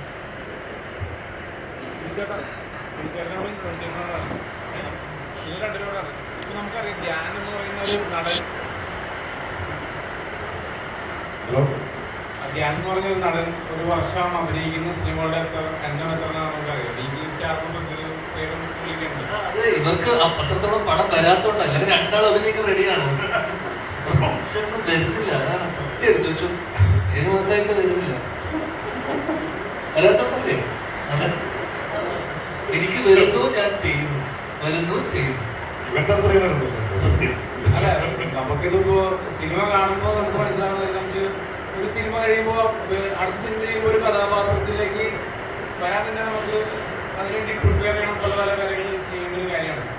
ഞാൻ നടന്ന 1 വർഷം 13-15 സിനിമകൾ മിനിമയിൽ ചെയ്തിട്ടുണ്ടോ? കഴിഞ്ഞ വർഷം ഞാൻ 13 ചെയ്തതില്ലേ. ഞാൻ നടികറിൽ ഗസ്റ്റ് റോൾ ചെയ്തിട്ടുണ്ട്, ആനന്ദ് ശ്രീബാലിൽ ഗസ്റ്റ് റോൾ ചെയ്തിട്ടുണ്ട്, ഞാൻ ബാഡ് ബോയ്സിൽ 3-4 ദിവസമാണ് ഞാൻ അഭിനയിച്ചിട്ടുള്ളത്. ഇതെല്ലാം കൂട്ടിയിട്ടാണ് നിങ്ങൾ 13-14 എന്നൊക്കെ പറയണത്. അപ്പൊ അതിനകത്ത് ബാക്കിയിലൊക്കെ ഞാൻ വർഷങ്ങൾക്ക് ശേഷം മാത്രമേ ഉള്ളൂ. വർഷങ്ങൾക്ക് ശേഷം പിന്നെ 3 സിനിമ 4 സിനിമയുള്ളൂ ഞാൻ ഫുൾ ലെങ്ത്തുള്ള സിനിമകൾ. ബാക്കി എല്ലാത്തിനകത്തും അവിടെ ഇവിടെ ചില്ലറ എന്നൊക്കെ പറഞ്ഞ പോലത്തെ പരിപാടിയാണ്. പക്ഷെ പറഞ്ഞു വരുമ്പോൾ 13-14 എണ്ണം ഉണ്ടെന്നേ ഉള്ളൂ. അല്ലാണ്ട് ഇതിന് 4 എല്ലാം എൻ്റെ തലയിലിടരുത്. ഞാൻ ചോദിക്കുന്നതാണ് ഇപ്പൊ ഈ കഥാപാത്രങ്ങൾ ഇത്ര ചെയ്യുമ്പോൾ ഞാൻ ചേട്ടൻ എഫേർട്ട് ഉണ്ടല്ലോ. ആ എഫേർട്ട് എന്ന് പറയുന്നത് ഇപ്പൊ എല്ലാവർക്കും അല്ലെങ്കിൽ പുതുമുഖ സംവിധായകർക്കും അതുപോലെ ക്രൂവിനും അവർക്ക് എല്ലാവർക്കും ഹെൽപ്ഫുൾ ആണ്. ഒരു നടനെ സംബന്ധിച്ച് ഇത്ര സിനിമകൾ ചെയ്യുമ്പോഴുള്ള കാര്യം. അപ്പൊ ഞാൻ എന്ന് പറയുന്ന നടൻ എന്നുള്ള രീതിയിൽ ഇത്ര സിനിമകൾ ചെയ്യുമ്പോഴുള്ളൊരു എങ്ങനെയായിരുന്നു?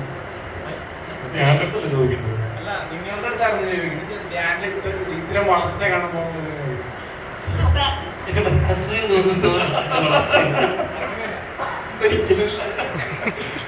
എനിക്ക് ചോദ്യം മനസ്സിലായില്ല എന്താണ്. ഞാൻ പറഞ്ഞത് ഓരോ ആക്ടേഴ്സ്, ഞാൻ ആസ് എൻ ആക്ടർ ഞാൻ എനിക്കൊരു വിഷൻ ഉണ്ട്. ഞാൻ എങ്ങനെ എത്തണം അല്ലെങ്കിൽ ഞാൻ എന്താണ് ചെയ്യേണ്ടതെന്നുള്ളൊരു വിഷൻ എനിക്കുണ്ട്. ഞാൻ ചെയ്യുന്ന സിനിമകൾ എങ്ങനെയായിരിക്കും അല്ലെങ്കിൽ ഞാൻ ചെയ്യുന്ന കഥാപാത്രങ്ങൾ എന്താണെന്ന് ഞാൻ ഒരു വിഷൻ കണ്ടിട്ടുണ്ട്. ധ്യാന്റെ വിഷൻ അദ്ദേഹം പറഞ്ഞല്ലോ എങ്ങനെയാണ് സിനിമകളുടെ അപ്രോച്ച് ചെയ്യുന്നത്, എങ്ങനെയാണ് നമ്മൾ പറഞ്ഞു. ഓരോരുത്തർക്കും ഓരോ രീതികളാണ്. അല്ലെങ്കിൽ ഡിഫറെന്റ് ക്യാരക്ടേഴ്സ് ചെയ്യുമ്പോൾ മറ്റു കഥാപാത്രങ്ങൾ സാമ്യമാവുമെന്നുള്ള ഇതൊക്കെ ഉണ്ടാകാറുണ്ട്. ഞാൻ ശ്രമിക്കാറുണ്ട്. ഒരു വർഷം ഇത്ര സിനിമ ചെയ്യുമ്പോഴേ അത് ചോദിക്കും.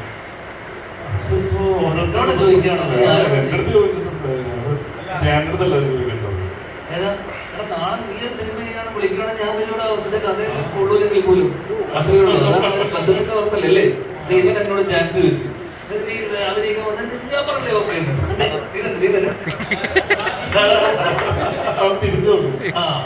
അപ്പൊ നമ്മൾ അത്രയല്ലേ ഉള്ളൂ. അതിലൊരു ബന്ധം. നാളെ സിനിമയിൽ ഞാൻ വരും, അത്രയല്ലേ ഉള്ളൂ. നാളെ റോണിച്ചേട്ടൻ കണ്ണൂർ സ്കോഡ് 2 വിളിച്ചാൽ ഞാൻ പോകും.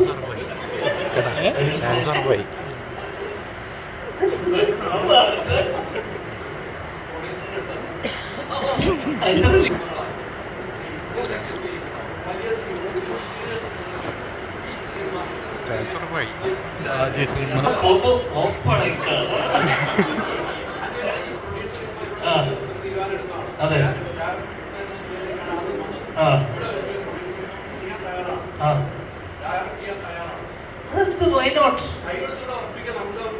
ഇതുപോലെ നിങ്ങളുടെ വീട്ടിൽ വന്നിട്ട് അച്ഛനൊരു എന്റെ ചെയ്തൊരു 500 സ്ക്രിപ്റ്റ് എഴുതരാന്ന് പറഞ്ഞൊരു സാധനം ഓർമ്മയുണ്ടോ? സ്ക്രിപ്റ്റ് എവിടെ? നിങ്ങളല്ലേ മധ്യസ്ഥ സ്ക്രിപ്റ്റിലല്ലേ പുള്ളി എഴുതരാന്നല്ലേ പറഞ്ഞത്? തയ്യാറാണെന്ന് ചോദിക്കും പോയിട്ട് വീട്ടിൽ പോയിട്ട് ചോദിക്കും. ആ സ്ക്രിപ്റ്റാണ് ഞാൻ സോമിച്ചിട്ട് ബാങ്കിൽ ചെയ്യാൻ പോകുന്ന സിനിമ. ഓക്കെയാണ് ഓക്കെ.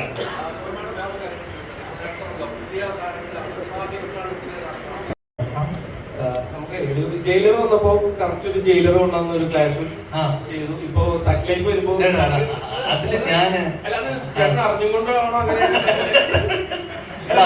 ഇത്ര ധൈര്യമുള്ള ഒരു നടൻ സത്യം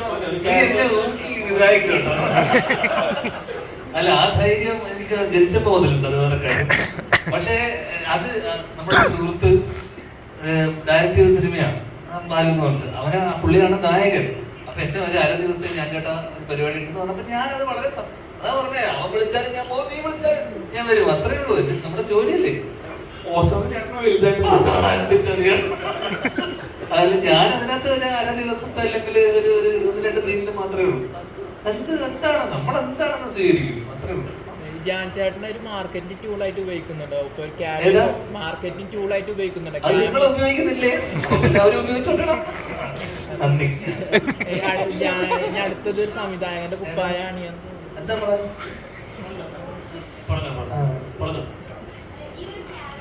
അതല്ല, ഒരു കാര്യം ചെയ്യണം. എയർക്രാഫ്റ്റിൽ തലക്കത്തെ പ്രശ്നം പറ്റിയില്ല. അതാണ് എയർക്രാഫ്റ്റിൽ എനിക്ക് പ്രശ്നം പറ്റിയില്ല. അവന് മറ്റേ സ്റ്റൊമക്കിന്റെ സർജറി പറഞ്ഞു. നീ അങ്ങനെ എന്തോ ചോദ്യം ചോദിക്കുക. സോഷ്യലി കമ്മിറ്റഡ് അവനൊക്കെ പറയുന്നേ പറ.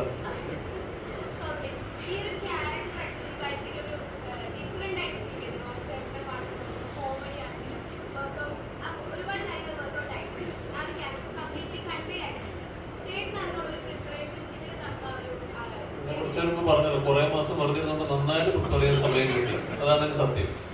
എന്റെ അടുത്ത് വന്നപ്പോ തന്നെ പറഞ്ഞു, ചൂസ് ചെയ്ത് അവസാനം എന്റെ അടുത്ത് എത്തിയില്ലേ. പടങ്ങളൊക്കെ വരുമ്പോൾ ഓരോരോ ക്യാരക്ടർ പലരും പറയുമ്പോൾ നമുക്ക് മനസ്സിലാവില്ല, ചില സജഷൻസ് പറയും. ഞാൻ എപ്പോൾ റെഡി ആയിട്ടില്ലെന്ന് പറഞ്ഞിട്ട് പോകുമ്പോൾ തന്നെ തെരുവ് പറഞ്ഞിട്ട് പോയാൽ നമ്മൾ കണ്ടില്ല. അപ്പം പറഞ്ഞു മര്യാദയ്ക്ക് വരണം പടം ചെയ്തു പറഞ്ഞു. അപ്പൊ ഞാനിപ്പോ കുറച്ച് വാതിലുകൾ തുറന്നിട്ടിട്ടുണ്ട്.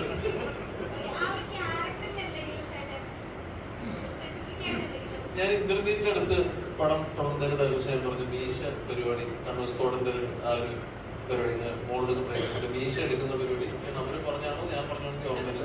ഞാൻ പറഞ്ഞു അത് ചെയ്തിട്ടുണ്ടായിരുന്നു. പിന്നെ എനിക്ക് പരിചയമുള്ള ആ ഒരു മാറ്റേഴ്സ് നമ്മൾ ചെയ്തു വെച്ചത് എഡിറ്റിലൊക്കെ നമ്മൾ കുറെ പോയി ചീപ്പെടുത്തിട്ട് നമ്മൾ തല ചെയ്യുന്നതും പിന്നെ മീശ ഇല്ലാത്ത മീശയുടെ മുകളിൽ ചെയ്യുന്നതും പിന്നെ അതും പിന്നെ ചില കാര്യങ്ങൾ നമ്മൾ ഓവർ ദി മോഡായി പോണ സമയത്ത് വളരെ എൻ്റെ രാജ്യത്തിനെ പോലെ തന്നെ ഞാൻ പറഞ്ഞിട്ട്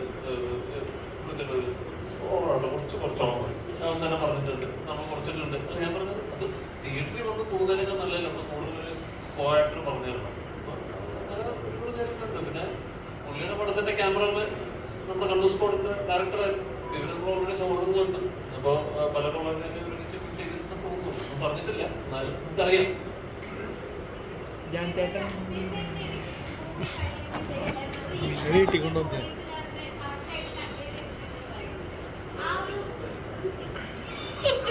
വീട്ടിലിരുന്നോണ്ടാണ്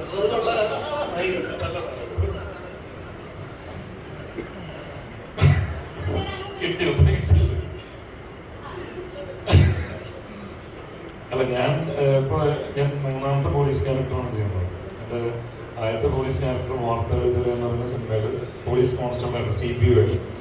ജഗന്റെ മൂവിയിൽ അത് ഇറങ്ങിയിട്ടില്ല. അതിൽ SI ആയിട്ടാണ്, പ്രൊബേഷൻ പീരീഡിൽ വരുന്ന SI ആയിട്ടാണ്. ഇതിലിപ്പോൾ CA ആയി. അപ്പോൾ ഇരുത്തം വരുമല്ലോ കോൺസ്റ്റബിളിൽ നിന്ന്, ഇതുപോലെ SI ആയി, ഇപ്പോൾ CA ആയി. അതിൻ്റെ ഇരുത്തം നന്നായിരിക്കും. ഇരുന്നിട്ട് IG ആയിരിക്കും.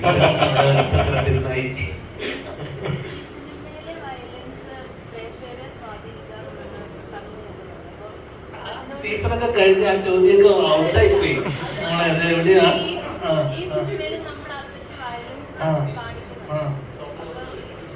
ഇത് മോളെ ഇതൊക്കെ സെൻസർ ചെയ്ത് ഇവിടെ സെൻസർ ബോർഡൊക്കെ ഉണ്ട്. ഇതൊക്കെ സെൻസർ ചെയ്തിട്ട് 16+ എന്നൊക്കെ അല്ലേ URA ഒക്കെ കഴിഞ്ഞിട്ടാണ് ഇതൊക്കെ വരുന്നത് സിനിമയിൽ. അത് ആൾക്കാർ ഇൻഫ്ലുവൻസ് അങ്ങനെയുള്ള ഉത്തരവൊക്കെ കുറെ പേര് ഇതായിട്ട് ഓടി ഉത്തരങ്ങളല്ലേ എടുത്ത് പറയണം. എന്താ സ്വാധീനിക്കുന്നുണ്ടെന്ന് തോന്നുന്നുണ്ടോന്നോ? ചിലപ്പോൾ സ്വാധീനിക്കാം. നിന്നെ സ്വാധീനിച്ചിട്ടുണ്ടോ? ഇല്ല. നിന്നെ സ്വാധീനിച്ചിട്ടുണ്ടോ? ഇല്ല. നിന്നെ ഇവിടെ ഉള്ളപ്പോ അത്ര ആൾക്കാരെടുത്തു സ്വാധീനിച്ചിട്ടുണ്ടോ? നിന്നെ ഉത്തരം കിട്ടിയില്ലേ? ഇത്രയും പേരെ സ്വാധീനിച്ചിട്ടില്ല. അപ്പൊ പിന്നെ നിങ്ങളൊക്കെ സ്വാധീനിക്കില്ല, നമ്മളെ സ്വാധീനിച്ചു. ഒരു ഗ്രാമം മൊത്തം കത്തിച്ച ആളാണ്.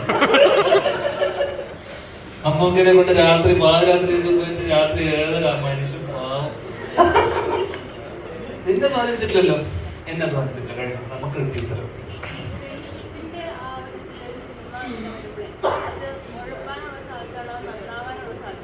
രണ്ടും ഉണ്ട്.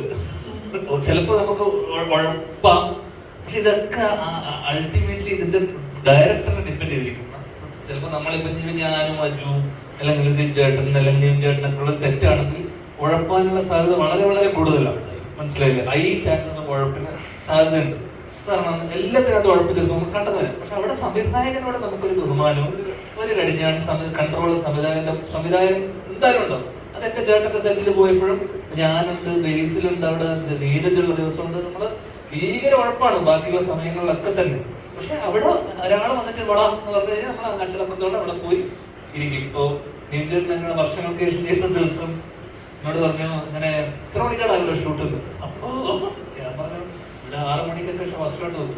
6 മണിക്ക് 6 മണിക്ക് പട്ടി വരും എന്ന് പറഞ്ഞിട്ട് ഞാൻ 10 മണിയൊക്കെ വരും. ഞാൻ നോക്കുമ്പോൾ 6:10 അവിടെ വന്നിട്ട് റെഡി ആയിട്ട്. അപ്പോ അവിടെ അതുപോലെ ആളുണ്ടാവുമ്പോ കറക്റ്റ് അനുസരണയോടെ വരും. അപ്പോ അവിടെ വലിയ ഒന്നും കളിച്ചിട്ട് കാര്യമില്ല.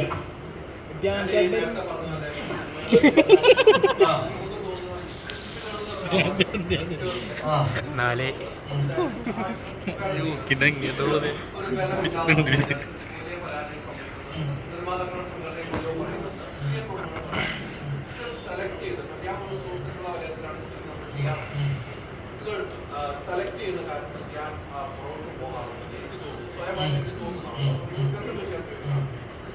ബലമില്ലെങ്കിൽ ഒരു പരാജയം സംഭവിക്കാറുണ്ട്. അതെന്താ സംശയം? അതല്ലേ ഫൗണ്ടേഷൻ. അതിന് ഉത്തരം ഉണ്ടല്ലോ. നമ്മൾ അഭിനയിച്ച സിനിമകൾക്കൊന്നും അതില്ലായിരുന്നു എന്നുള്ളതാണ് ഏറ്റവും വലിയ ഒരുമിച്ച് അഭിനയിച്ചു. നമ്മൾ ഒരു സിനിമയിൽ അഭിനയിച്ചു. എന്തിനാണ് നമ്മൾ ഒരുമിച്ച സിനിമ? നമ്മുടെ സൗഹൃദത്തിന്റെ പുറത്തല്ലേ? അവിടെ നമ്മൾ സ്ക്രിപ്റ്റ് ചോദിച്ചു, ആരെങ്കിലും ചോദിച്ചു, നിങ്ങൾ ചോദിച്ചു, ഞാൻ ചോദിച്ചു, സ്ക്രിപ്റ്റിന്റെ ഫലത്തിനെ കുറിച്ച് അന്വേഷിച്ചു? ഇല്ല. ബന്ധങ്ങളുടെ പുറത്തല്ലേ നമ്മൾ പോകുന്നത്. അപ്പോഴും ആ സിനിമയൊക്കെ പ്രൊഡ്യൂസ് ചെയ്ത് വലിയ വലിയ ബാനറുകളാണല്ലേ. അവരൊക്കെ അവരുടെ ഒരു വിശ്വാസം ഉണ്ടാവുമല്ലോ, അവരും അറിയാവുന്ന ആൾക്കാരാണല്ലോ.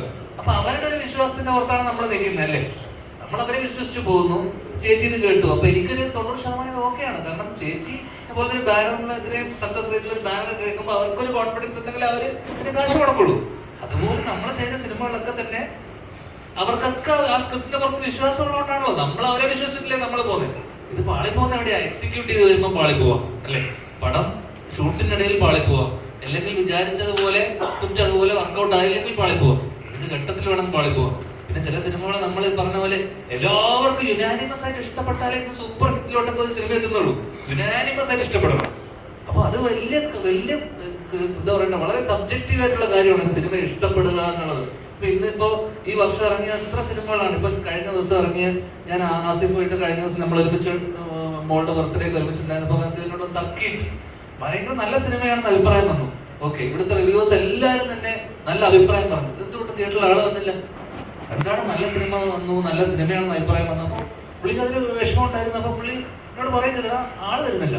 അതെന്തുകൊണ്ടാണ്? നല്ല സിനിമയാണ്, ഇവിടുത്തെ റിവ്യൂസും ക്രിറ്റിക്സ് ഒക്കെ അഭിപ്രായം പറഞ്ഞിട്ടും തിയേറ്ററിലോട്ട് നല്ലതാണെങ്കിൽ പോലും തിയേറ്ററിലോട്ട് ആളുകൾ വരുന്നത് ഇപ്പൊ കുറഞ്ഞു ഭയങ്കരമായിട്ട്. അത്രയും ചൂസ് ചെയ്യുക ആൾക്കാർ. സിനിമ നന്നായതുകൊണ്ട് കാര്യമില്ല, എല്ലാ ഘടകങ്ങളും മാർക്കറ്റിംഗ് തൊട്ട് ഇത്രയും ഫാക്ടേഴ്സ് ഒക്കെ നന്നായി വന്നാൽ മാത്രമേ ഒരു സിനിമ ഇതുള്ളൂ. പിന്നെ തിയേറ്റർ എക്സ്പീരിയൻസ് വേണ്ട സിനിമ. തിയേറ്ററിൽ എന്തെങ്കിലും ഉണ്ടെങ്കിൽ, അല്ലെങ്കിൽ തിയേറ്ററിൽ പോയിട്ട് എക്സ്പീരിയൻസ് ചെയ്യാനുള്ള വകയുണ്ടെന്ന് കണ്ടാൽ മാത്രമേ ആൾക്കാർ ഇന്ന് തിയേറ്ററിലോട്ട് വരുന്നുള്ളൂ. അപ്പൊ അതിലുള്ള എക്സെപ്ഷനാണ് പ്രിൻസ് പോലുള്ള സിനിമകൾ. കാരണം അതൊരു കുടുംബ ചിത്രമാണ്. സാധാരണ നമ്മൾ ഇന്റർവ്യൂലൊക്കെ പറഞ്ഞു, കാരണം പ്രിൻസിന്റെ വിജയം എന്ന് പറയുന്നത് സാധാരണ കുടുംബ ചിത്രം. പക്ഷെ ദിലീപേട്ടന്റെ ഒരു ആവറേജ് സിനിമ പോലും, ഒരു ആവറേജ് ആയാൽ തന്നെ ദിലീപേട്ടന്റെ പടം ഹിറ്റാണ്. കാരണം കുടുംബ ജനപ്രിയനാണ്. അപ്പൊ അദ്ദേഹത്തിന്റെ ഒരു ആവറേജ് സിനിമ വന്നാൽ തന്നെ മലയാളത്തിൽ അത് ഹിറ്റാണ്. അപ്പൊ ഈ സിനിമ ഇപ്പൊ ഇത്രയും ആൾക്കാർ വരാൻ സാധ്യത, അല്ലെങ്കിൽ നമ്മൾ കണ്ടൊരു സാധ്യത വെച്ചാൽ ഇതിന് തിയേറ്റർ എക്സ്പീരിയൻസ് കൊടുക്കാൻ പറ്റും എന്നുള്ളൊരു വിശ്വാസമാണ്. കാരണം ഇതൊരു ഓർഡിനറി സിനിമയല്ല, ഇത് വെൽ മെയ്ഡ്, അത്യാവശ്യം ക്വാളിറ്റി ഉള്ള, ടെക്നിക്കലി സൗണ്ട് ആയിട്ടുള്ള, ഈ പറഞ്ഞ ഒരു തിയേറ്റർ എക്സ്പീരിയൻസ് കൊടുക്കാൻ സാധ്യതയുള്ള സിനിമ ആയതുകൊണ്ടാണ് നമ്മൾ ഇതിനെ പുഷ് ചെയ്യുന്നത്, നമ്മൾ എടുത്തു പറയുന്ന കാര്യം അതാണ്. അപ്പൊ ആ രീതിയിൽ ഇന്നത്തെ സിനിമക്ക് ഡെഫിനറ്റ്ലി തിയേറ്റർ എക്സ്പീരിയൻസ് കൊടുക്കാൻ പറ്റിയില്ലെങ്കിൽ സിനിമ തിയേറ്ററിൽ വേണോ? എന്തൊക്കെയോ ചോദിച്ചു, എന്തൊക്കെയോ പറഞ്ഞു. വലിയ റിവ്യൂ ചെയ്തിട്ട് ആളുകൾ നമ്മുടെ സിനിമയ്ക്കാണ് നല്ല റിവ്യൂസ് ആണ്. ഞാൻ ചെയ്തു വെച്ചിട്ടുള്ള സിനിമ നിലയിലേക്ക് വരെ പറയുന്നത് നമ്മൾ അതിനകത്ത് സന്തോഷവാനാണ്. ഞാൻ ഉൾപ്പെടെ ഞാനൊരു സന്തോഷമാണ് തന്നെ. പക്ഷെ ആ സിനിമയിൽ നമുക്ക് വേണ്ടത്ര രീതിയിലേക്ക് തിയേറ്ററുകൾ ആളുകൾ അതാ പറഞ്ഞത്. അതിനു വേണ്ടിയാണല്ലോ നമ്മളിപ്പോ ഈ സക്സസ് മീറ്റും ഇതെല്ലാം ഇതിന്റെ മാർക്കറ്റിംഗിന്റെ ഭാഗമായിട്ടാണല്ലോ നമ്മൾ തിയേറ്ററിൽ ആൾക്കാരെ കൊണ്ടുവരാനും ആൾക്കാരെ അറിയിക്കാനും. പിന്നെ ഏറ്റവും വലിയ കാര്യം എന്ന് വെച്ച് കഴിഞ്ഞാൽ, ഇപ്പൊ ഇന്നിപ്പോ ഇവിടെയുള്ള പലരും കണ്ടു, ഇതിലുള്ള എത്രയോ പേരിനോട് പറഞ്ഞു ചേട്ടാ കൊള്ളാന്ന് പറയുന്നു. ഇവരൊരു 10 പേരെടുത്ത് പോയി പറയുന്നു. ഈ പറയുന്ന വേർഡ് ഓഫ് മൗത്ത് തന്നെയാണ് ഒരു സിനിമ ഇന്ന് വിജയിപ്പിക്കുന്നത് എനിക്ക് തോന്നുന്നു. ആൾക്കാർ 10 പേര് കണ്ട ആൾക്കാർ അടുത്ത 10 പേരെടുത്ത് പറയുമ്പോൾ അവർ പോയി കണ്ട് കാര്യമുള്ളൂ. കാരണം ഒരു പരിധി വരെ ഒന്നും ക്രിറ്റിക്സിനോ റിവ്യൂസിനോ അല്ലെങ്കിൽ എന്ത് നെഗറ്റീവ് റിവ്യൂസിനോ ഇൻഫ്ലുവൻസ് ചെയ്യാൻ പറ്റില്ല. ഒരു പരിധി കൂടുതൽ അത് ഞാൻ പറഞ്ഞത് ഭയങ്കര സബ്ജക്റ്റീവാണ്. എനിക്കൊരു സിനിമ ഇഷ്ടമായി എന്ന് വിചാരിച്ചിട്ട് നിങ്ങൾക്കത് ഇഷ്ടപ്പെടണം എന്നില്ല. എനിക്ക് ഇഷ്ടമാവാത്ത സിനിമ നിങ്ങൾക്ക് ഭയങ്കരമായിട്ട് ഇഷ്ടപ്പെടാം. അതുകൊണ്ട് ഇതിലൊരു കാര്യമില്ല. നിങ്ങൾ പോയി കണ്ട് തീരുമാനിക്കുക എന്നുള്ളത് മാത്രമേ ഉള്ളൂ ഈ കേസ്. ധ്യാൻ ചേട്ടൻ ഒരു മാസ് റോളിലാണെങ്കിൽ എല്ലാവരും പ്രതീക്ഷിക്കണം. അത് ബബ്ബയിൽ കാണാൻ പറ്റും. ഇല്ല, ഞാൻ അത് ദിലീപേട്ടൻ സിനിമയല്ല. ദിലീപേട്ടനും ആട്ടനും കഴിഞ്ഞിട്ട് ഞാനൊരു 10 ദിവസം അതൊക്കെ ഉള്ളൂ ആ സിനിമയിൽ.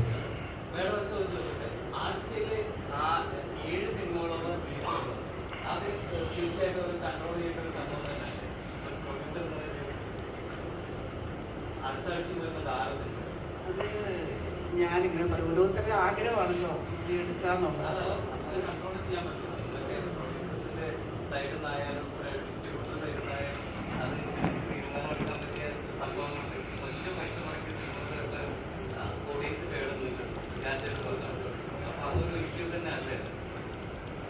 എല്ലാവരും ഇത് കണ്ടോണ്ടിരിക്കുകയാണ് ഇൻഡസ്ട്രിയിൽ നിന്ന് നടക്കുന്നത്. ഡെഫിനറ്റ്ലി എല്ലാവരും ഒന്ന് ആലോചിക്കേണ്ട ഒരു കാര്യമാണത്. അല്ല അതെന്താ വെച്ചാൽ ഇപ്പൊ ഉള്ള ഈ കഴിഞ്ഞ വർഷം കഴിഞ്ഞ കുറച്ച് ഇതായിട്ട് ഇപ്പം സമ്മർ ടൈമാണ്, ഏപ്രിൽ മെയ് അവധിക്കാലമാണ്. ഇപ്പൊ ജൂൺ കഴിഞ്ഞാൽ മഴ തുടങ്ങും, അല്ലെങ്കിൽ സ്കൂൾ തുറക്കും. സ്കൂൾ തുറന്നു കഴിഞ്ഞാൽ തിയേറ്ററിലോട്ട് ആൾക്കാർ, മൺസൂൺ തുടങ്ങി കഴിഞ്ഞാൽ ആൾക്കാർ വരില്ല. അപ്പൊ ഈ സമ്മറിലെ സംബന്ധിച്ച സീസണാണ് ഏറ്റവും കൂടുതൽ ആൾക്കാർ സിനിമ കാണാൻ വരുന്ന സമയമാണ്. അപ്പൊ സ്വാഭാവികമായിട്ടും എല്ലാ ആഴ്ചയും കഴിഞ്ഞ എല്ലാ ആഴ്ചയും തന്നെ 4 സിനിമകൾ ഉണ്ട്. കാരണം ഇതൊക്കെ തീരുമാനിക്കേണ്ടത് അതത് പ്രൊഡ്യൂസേഴ്സും അവരുമാണ് തീരുമാനം എടുക്കേണ്ടത്. ഇത് കൺട്രോൾ ചെയ്യാന്ന് പറയുന്നത് പ്രൊഡ്യൂസർ അസോസിയേഷന്റെ ബാധ്യതയല്ല ഇത് കൺട്രോൾ ചെയ്യുന്നത്. ആ ബാനറും ആ സിനിമയുടെ ബന്ധപ്പെട്ട ആൾക്കാരുമാണ് ഇത് തീരുമാനിച്ച് അവരുടെ സിനിമ ഞങ്ങൾക്ക് ഈ റിലീസ് വേണം, നമുക്ക് ഈ സമ്മർ കഴിഞ്ഞു പോയാൽ തിയേറ്ററിൽ ആള് കയറില്ല എന്നൊക്കെ അറിഞ്ഞിട്ടാണ് അവര് കൃത്യമായി പ്ലാൻ ചെയ്തിട്ടായിരിക്കും അവർ റിലീസ് ചെയ്യുന്നുണ്ടാവും. പിന്നെ എന്താന്ന് വെച്ചാൽ നമ്പർ ഓഫ് സിനിമകൾ എണ്ണം വളരെ കഴിഞ്ഞ കുറച്ച് വർഷത്തിനിടയിൽ ഒരുപാട് കൂടി. അത്രമാത്രം സിനിമകൾ ഈ വർഷം എത്തിയപ്പോൾ അത് കുറഞ്ഞു. പക്ഷെ കഴിഞ്ഞ വർഷം, അതിന് മുന്നത്തെ വർഷം, കോവിഡിന് ശേഷമൊക്കെ ആൾക്കാർ, കാരണം എല്ലാവർക്കും ജോലി വേണ്ടേ, എല്ലാവർക്കും പണി വേണ്ടേ. കോവിഡിന് ശേഷമല്ലേ നമ്മൾ ഈ പറഞ്ഞ ഡിജിറ്റൽ മീഡിയ ഇതൊക്കെ വളർന്നത്, അല്ലേ ഇതിനോടൊപ്പമല്ലേ ഡിജിറ്റൽ വളർന്നു, ഓൺലൈൻ വന്നു, ഇതൊക്കെ ഈ വളർച്ചയൊക്കെ സംഭവിച്ചതാണ്. അപ്പൊ ആൾക്കാർക്ക് ജോലി വേണം, പുതിയ പുതിയ സിനിമകൾ സംഭവിക്കണം. അപ്പൊ അത്രമാത്രം കോവിഡിന് ശേഷം സിനിമകൾ പെരുകി എന്ന് വെച്ച് കഴിഞ്ഞാൽ എണ്ണം കൂടി. അപ്പൊ ഇതെല്ലാം അക്കോമഡേറ്റ് ചെയ്യാനുള്ള ഇതില്ല ഒരു വർഷത്തിനകത്ത്. അപ്പൊ സ്വാഭാവികമായിട്ട് എല്ലാ ആഴ്ചയും 3-4 റിലീസ് ഇതിന് ശേഷം വന്നു. അത്രയും അത് പിന്നെ കുറെ ഓൺലൈൻ പ്ലാറ്റ്ഫോംസ് വന്നു, OTT വന്നു, പാതി വഴിയിൽ നിന്ന് പോയ കുറെ പ്ലാറ്റ്ഫോംസ് ഉണ്ട്, OTT റിലീസുകൾ വന്നു. അപ്പോൾ ഈ ഡിമാൻഡും സപ്ലൈന്റെ മാറ്ററാണ് ഇത്. അപ്പോൾ ഇപ്പോ ഈ പറഞ്ഞ 7 റിലീസും ഇതൊന്നും അസോസിയേഷൻ ഇതിനകത്തൊന്നും ചെയ്യാനുള്ള ഇതില്ല. അതത് ബാനറിന് ചെയ്യാന്നുള്ളത് മാത്രമേ ഉള്ളൂ. മാഡം, ഈ അസോസിയേഷന്റെ കാര്യം പറയുമ്പോൾ ചോദിക്കുന്നത് ലിസ്റ്റ് പുറത്തുവിടുന്നുണ്ട്, ചെലവ് അതുമായിട്ട് വലിയ വിവാദങ്ങൾ നിലനിൽക്കുന്നു. കഴിഞ്ഞ ദിവസം വിജയ് ബാബു